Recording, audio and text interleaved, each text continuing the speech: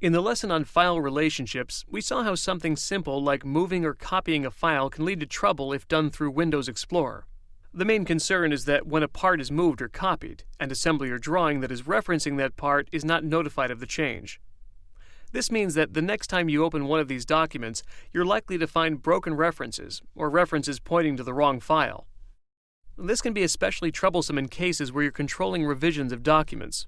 This is by far one of the more complicated areas of file management within SolidWorks.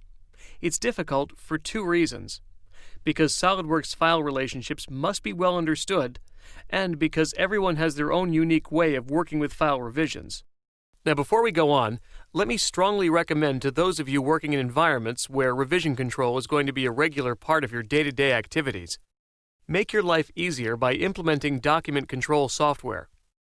Tools such as SolidWorks Workgroup PDM are easy to set up, easy to use, and contrary to what you might expect from a document control tool, it's not going to be intrusive in your day-to-day activities.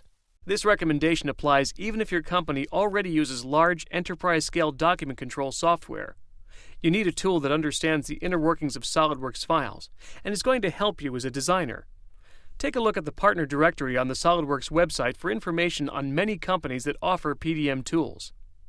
Now, for those of you that insist on managing revisions manually, let's take a look at one example of how this can be done. I have this existing drawing which references an assembly, which in turn references some parts. What I'll be doing is making a change to one of the parts.